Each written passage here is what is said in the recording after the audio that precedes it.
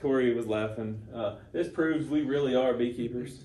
There's our street cred. You know, face stings are not funny. That was a nice one right there.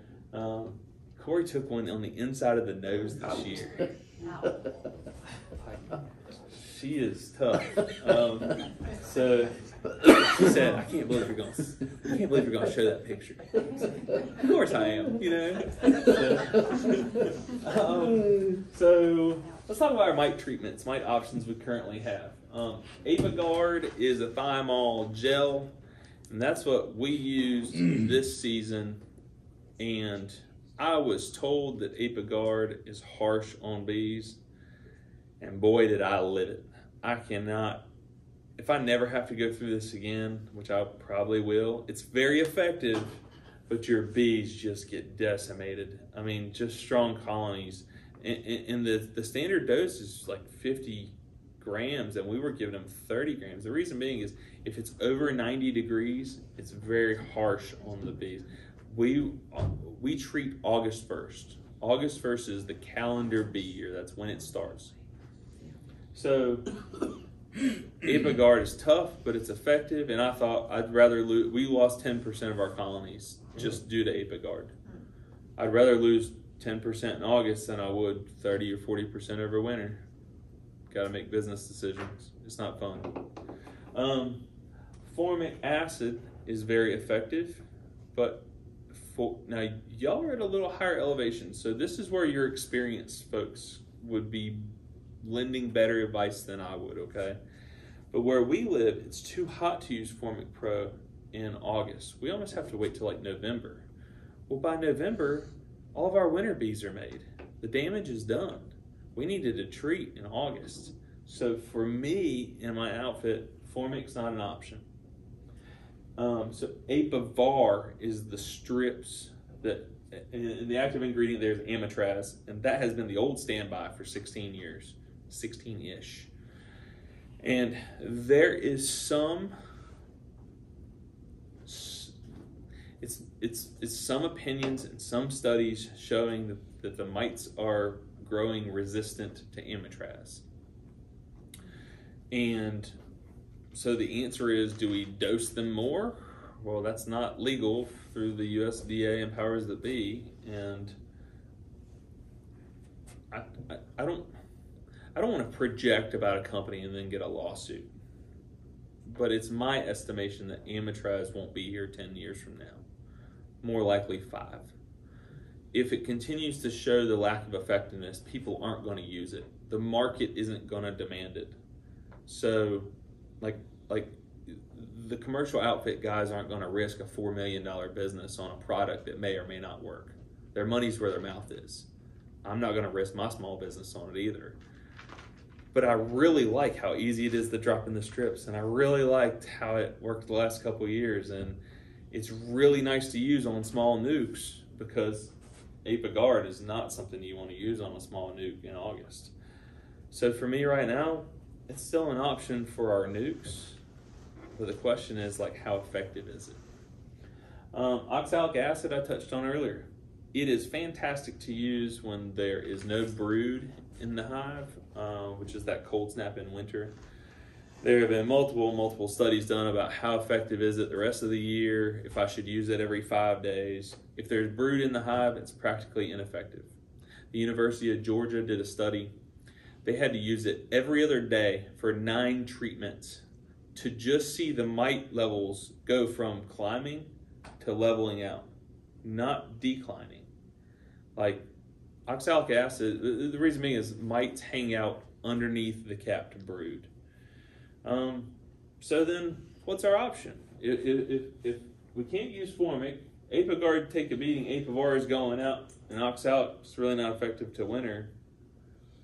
The beekeeper's going to have the next decade in beekeeping is going to be tough. There's no way around it. So good genetics is going to be the answer long term. We talked about resistance versus tolerance. Tolerance means that the host fight the disease by repairing the damage caused by the parasite. And resistance is the host, the bees, fight the mites directly. So some known facts we know, and I'm summing up like a lot of knowledge here, but these are, when I looked at how to create my breeding program, and by the way, I want this next 10 minutes is a prescription for how I want y'all to either work individually or as a club to repeat what I'm doing. I'm trying to go at the club level, maybe one day at the state level, so that we can get great genetic spread across the U.S. That is my goal as a business. That's the mark I want to leave on this on my generation.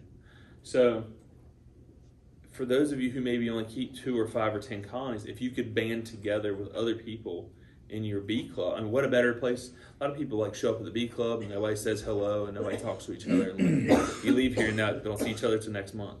I encourage people to band together. So these are things we know. VSH stands for Varroa Sensitive Hygienics, and it's a trait found in all races of bees. Doesn't matter if you got Carnies or Cordovans or Italians or Caucasian, whatever race you've got. If you got a mutt, you can find VSH as a trait. Swarming can be a trait in bees. So these are traits on a genetic level, and we can't say and point to one thing that they do, but we can say when we combine these efforts, which I'm going to talk about in a minute, we get an expression of the trait. Studies show that queens who breed with at least 30 different drones, the colony has a lower mite count, meaning bees are polyandrous. One queen breeds with a lot of drones. We look at genetic variation. So picture this: the mom has 16 chromosomes, and the drone has 16 chromosomes, and they come together. And so we have a 2 to the 16th powers of genetic variations. That's 65,536. And one drone and one queen. Of course, we want one queen to breed with 30 drones. So you're talking about 1 million plus different combinations in one colony. Where we see all this genetic variance comes the expression of the VSH. Retaining genetic diversity is key, particularly as a breeder or even as a club. If you're going to repeat this, you want to bring in outside genetics, but you don't want to bring in the bad genetics. You want to bring in good genetics. So we're going to talk about how to get there in just a second. For those of you that don't know, a Harbo assay takes 20 to 30 minutes, depending on your experience level.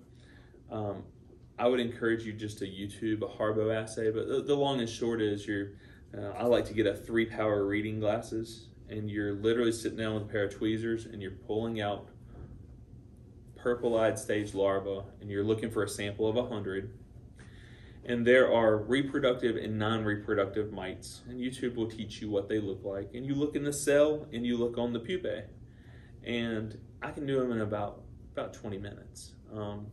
What you're looking for is non-reproductive, or even better, no mites at all. And the time to do this is the last week of July, because your mite numbers that's when they're going to kind of peak out. Remember the last week of June, I'm sorry, I said this wrong. The last week of June, the bee numbers have peaked out, but it's a month later that the mite numbers peak out. So if you're going to find mites, the best time to find it is July 31st. So a Harbo assay is one of the 2 tests that we are just you're going to hear me say a lot. There's a brand new assay. It's called UBO. It's unhealthy brood odor. I have a YouTube video, and Corey Stevens has a YouTube video. And this is something I'm really pushing for those, not only say, like James has, how many colonies you said? 30? 34. Look at 34 hives. Somebody like him, this is very applicable. He's going to test and find out who his VSH, which hive is a high scorer, and then he's going to breed off of those queens, and hopefully he has multiple queens to get genetic diversity. So UBO is pretty simple. Kara and Phoebe Wagner, Kara Wagner and Phoebe Snyder of UNCG, Phoebe's a friend of mine, they worked on, it's a stress pheromone. I hope they don't shoot me when I say this. It's like a perfume to the bees. and you spray it on the cappings of brood, and you put that frame back in, and there's a little PVC collar. So you spray it inside, so there's your sample size. You put it back in the colony. You come back in 2 hours later. When you pull it out, you're looking to see what those results look like. I've got some pictures in a second. Actually, yeah, we can jump on. So in this case, we've got a before and after. These were larvae already missing. You can see they're still missing, and none of the caps were manipulated during this time. So that's a 0% score. The next one we've got, this one scores 54. And this is what we're looking for, is that the hive knows that this patch of brood is emitting a smell and says, hey, we're stressed under here. It's caused by mites. And what we're looking for is the colony to check on. In this case, this is a great example of, here they pulled some out, but mainly they opened them up, they checked on them, and they said, there's nothing wrong. And then they'll close them back up, they'll recap it. Here's a 78. You see a little bit more removal here, and there's some debate. Even Kara and I talked yesterday about, we don't know if we're targeting checking on, if we're targeting removal. That's way down the rabbit hole. But let's go to another one. Here's an 86. And by the way, these are my test scores from this year. So before and after, this is almost exactly, and we're looking for a 60% or better would be considered a high score. And then our last one, 91. This would be exactly what we're looking for. So you can see in 2 hours, they checked on the larvae. They pulled a few out, but this would be a queen that's a high priority to breed from. So back to, in our outfit, actually let's jump on, let me try and stay on track here. Let's talk about annual cost. To sum it up real quick, a hive is going to cost you about $75 a year. That's pollen patty, sugar syrup, mite treatment. And across my outfit, it's generic. Let's look at the potential gross income that one hive can produce you. So we've got 2 spring splits at $180 a piece. That's $360. 45 pounds of honey, that's a low end. $10 a pound is $450. So we know one hive can generate $800. Let me give you my last year's numbers real quick. We had 300 colonies, and my immediate goal, if we had 15% winter losses. Let's say we can get that down to 5%. Let's talk some real numbers for a second. So 10% of 300 is 30. If we could get 30 more hives through winter, and they're going to generate $800 each come spring, that's $24,000. I don't know who of you in here or what kind of money y'all make, but I don't make a lot. This is a huge, huge number to the bottom line of my business. This buys a lot of sugar syrup that allows for expansion. As David Bailey of Bailey Bee Supply says, if I wanted to go broke, I'd stay home and sit on the couch. But I'm trying to do well for the world. I'm also trying to earn a living beekeeping. So if we could just get our winter losses, just that aspect of beekeeping alone, down from 15% to under 5%, that is a huge deal to my family. And I'd like you to think in those terms as well.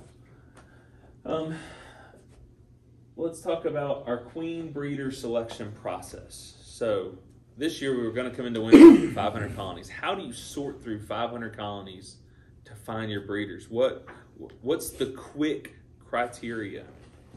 So step one is we want a queen who overwinters at least once. And another commercial guy, and Phil Haynes, one of my very good friends, we are theorizing that longevity in queens, Corey Stevens in Missouri has done some work, but longevity in queens is going to pay big dividends in the long run. But this is the first year we've been able to test UBO. There was only 5 commercial outfits testing UBO this year. So we don't have the history of numbers yet. So it's all about data-driven mite selection. The next criteria we're looking at is who comes out of winter swinging. And for those of you who have any experience beekeeping, you know certain colonies.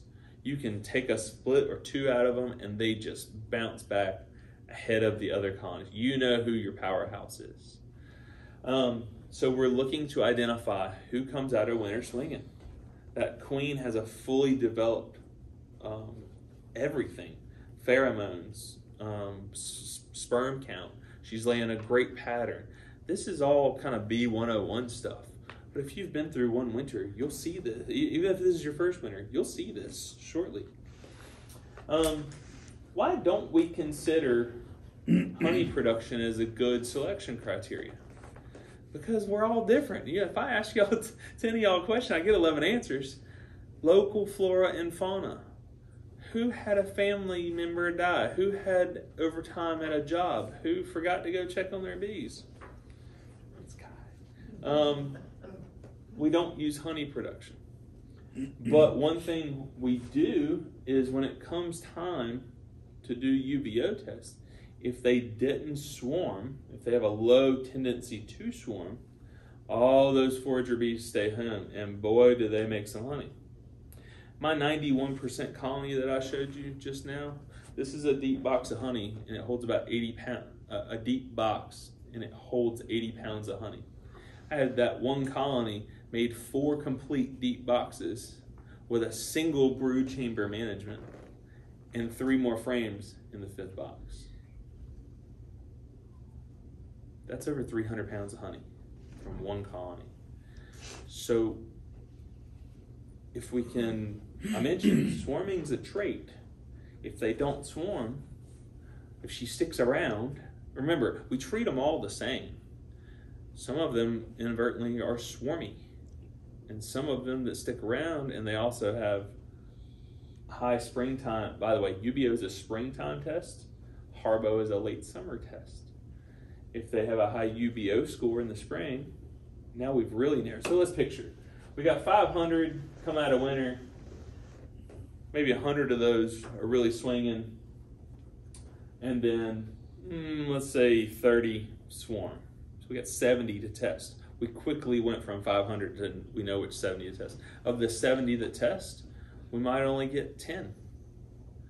Now those 10, we're gonna make sure we're in them every single week, because the whole value of our operation, we do not want them to swarm. Constantly setting them back. We don't want, with lots of room, no reason to swarm. If we can get them past the honey flow, then come late July, we do a Harbo test. Maybe only 8 of the 10 score high on a Harbo test. Now we have our 8 breeders for the following year. Question is, do we have to test those 8 again next year? The answer is no. The same way, if you have red hair and blue eyes, you got it for life. If you are VSH, you're VSH for life. That same queen. So, well, how would we know that that's our queen? There's a whole other YouTube video about this, but you can, long and short is, you can use carbon dioxide in a little bag and knock your queen out cold. Give her a little bit of Type Bond 2, not Type Bond 3, Type Bond 2, it's wood glue dot, and then they make these real tiny little numbers, and she can be pink number 76. She can be yellow number 5. She can be, well, yellow number 5. That's cancer stuff. She can be yellow number 17. You can do whatever color number, and that way she is super important. If you go back in the hive later on and she's not there, and there's an unmarked queen, and everything looks beautiful, she got superseded. That colony is no longer a breeder queen. When we identify, there's a lot of work to go through 500 hives to maybe get 8 or 10. We've got 6.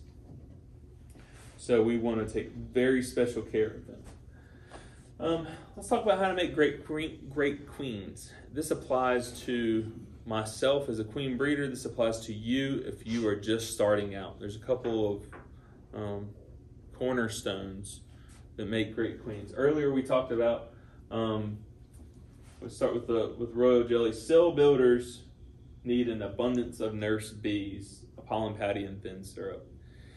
we graft, so we make a cell builder, and there's tons of YouTube videos on that. But a cell builder is simply a queenless hive with just packed out ton of bees in it. We're aiming for young nurse bees. They make the best queens. Then we drop our graft in, and they make quality queens. But in the case of you just remove the queen, the bees know the bees know better than us about everything, right? So they'll make quality queens. They just need the nutrition. The second thing we talked about is the genetic diversity. I'm going to touch on this in just 1 second. Great breeder stock, I just touched on. Let's say we get 8 out of our 500. We're really going through the selection criteria to find out. Genetic diversity for me is very tough since I've only got 6 currently. I had 7, but 1 absconded with Apigards. So I've only got 6 breeders. If our goal is 30 breeder queens, how do we get that genetic diversity? We started a co-op. Called Phil, called 2 other people and said, hey, we're all doing the same thing. There's no money exchanging hands whatsoever. It's just daughters of the genetics. So I'm going to send him 30 and him 30 and him 30 and her 30, and then they're going to send me 30 back. What we know is the majority of the VSH trait is carried with the queen. It can be carried with the drone, and without going down the rabbit hole, we trade virgin queens. The alternative would be for me to take my virgins and breed them with their drone stock. The science shows that it's better to just trade queens. So that sums all that up. I'm going to jump over here real quick. The biggest pinnacle here, and this comes back to the club level, this is what I did. Creating a drone flooded area is how we get those virgin queens on that one mating flight to get bred with at least 30 drones. So step 1, knock on doors. I literally knocked on 100 doors last winter. Picture this. This is our breeding area, and it's 3 miles by 3 miles. We have 2 big families in that area, the Ingalls and the Claps. The Claps, we keep bees at one of the Clap yards, and she let me know that there are 47 grandkids, and they're all now in like their 30s to 50s, and they own so much land around there. You don't have to talk to many people. I'm sure it's like that around here too, that like a couple of families, they all know each other, and I found out in my breeding area, there's one guy keeps 20 hives, one guy keeps 3, one guy keeps 4. It's basically an island. As long as those 27 hives or those 3 beekeepers would be on board. So I took the time and I went and sat down with them. So we knocked on doors. We established a center mating yard here, and then we established the out yards. So we have 6 out yards, and we want to go out about a mile. And the reason a mile is important is from our center yard where we're going to breed our queens from, the virgin queens, they go out about a mile because the drones in that area only go about a half mile. It stops inbreeding. This is Mother Nature's way of stopping inbreeding. So we want to get ideally 4 yards, about a mile out. So you need 5 locations. And for small scale people, put 10, 10, 10, and 10 colonies. Then there's plenty of drones in the air. And then no matter from here, which way your queens fly, they run into a bunch of drones. And you can control your stock this way. This is the way we do it. So this spring, we'll have almost 200 colonies around our center yard in 6 yards. They're packed in there, but I want my queens just bred for longevity. So this is something nobody's really tried to do yet. So we're going to try and do it. Anyways, pool your club resources, 40 total hives, 10, 10, 10, 10. Whoever you let in, it could be for the whole club, it could be just be for that group, it could be, I know one guy says you got 50? Is that right? You say you get about 60. Okay, you can do this by yourself. You just got to knock on some doors and you can create like really great stock. Let's look at some VSH behavior. So the yellow here, do you see the sunken end here, here, here? This is where they uncapped and they checked on the pupa. And by the way, these are customers of mine send me pictures and say, "Is this what you're looking for?" And I said, "That's exactly." Like once you've seen it, you go, "That's exactly what I'm looking for." Here's an area where they're checking on it, and these pictures were taken the first week of August, or around last week of July, first week of August. So here they're checking on them. Here they've completely removed some of them, and here they've recapped them. They checked on them. They said, "No, everything's good," and they recapped them. Let's go over here. Here's a great example of kind of that snapshot picture. You can look at it and go, "Yep, here it is." They're checking on a few of them. Look how many they removed. Queen castles in the spring. So make a lot of queens early in the spring. April to May. April and May are the best queen making months because there's enough drones in the air and it's warm enough that there's flight time. Remember, if you're going after March queens, they may only have like 3 hours a day where it's late afternoon temperatures. It's warm enough for that queen to want to fly. You want a bigger window of opportunity. So when we talk about taking that first March split, she may not be your best queen. You might want to take another split a month later. And then the drone saturation of that area is significantly more. A nuke battery is a term that you can have as a small beekeeper or as a big beekeeper. It's simply a reserve of nukes. So in our outfit next year, my goal and aim is to have 600 nukes going into winter. Why? Anybody? That's good, Tracy. Because you're going to lose some through the winter. Because bees die. Everybody takes a hit on this, even commercial guys with great stock. One reason or another, Mother Nature's cruel. She's not nice. She's not here to help. So make extra nukes for yourself in the spring so that you can cover your winter losses and you don't have to buy more stock. Requeening your hives every year is debatable. Let me ask this. It's April, it's mid-April, and everything is perfect in the bee world, which never happens. How many of you, if I asked you to, would kill every queen that you've got? Not one person? At some point, you'll go, "I know how to make queens."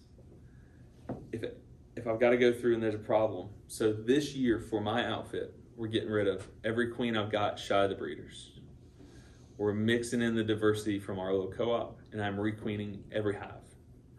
But our goal is not to do this every year. I'm requeening every hive so that every hive has the stock, and then we have the drones the next year flying, which are all genetically identical.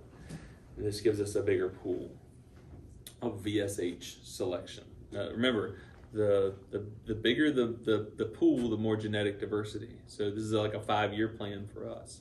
Your goal should be step 1. We know if we go kill our queen, they'll make more. If you've got a nuke yard set up like I showed you, they'll make great queens. You can be your own supplier of great queens. You don't have to rely on the commercial guys supplying. Corey Stevens is probably the best VSH. He's leading the charge for VSH, for what we're doing. And he and I just did a talk. It came on YouTube a couple days ago. And he said, and I'm going to quote him, "If you quit buying trash queens, a lot of your problems will go away." That could be interpreted as I'm saying that a lot of the commercial people breed trash queens. No, there are certainly, there's a couple I know that are just fantastic. Especially, there's one in North Carolina, they go to Georgia because they get a 6-week jump on the season. There's some people in Florida who are fantastic. But there are also some equivalent of modern day puppy mills. They're just moving through. I mean, they're breeding like 10,000 queens off of one queen and just shipping them off. And they wholesale them at like rock bottom prices. And if we don't do something now, we're going to be in the same boat 30 years from now that we were 30 years ago. And for me, the answer is genetics. and I've explained why. Not everybody is on board with this school of thought. I'm trying to lead that charge. There have been many before me who said, this is the new answer, and it turned out they were wrong. And it's likely I will fail. I will self-admit. But what I can tell you is a lot of the behavior and a lot of the research and everything we know to be fact, we're putting together in our breeding program. And our goal, five-year goal right now is just to get those winter losses from 15% under 5%. Bees are going to die. We know that, but this is how we make a bee business sustainable, or beekeeping sustainable. Beekeeping shouldn't be an expense. It should be something even a small person makes money at. So, I mean, that's my opinion.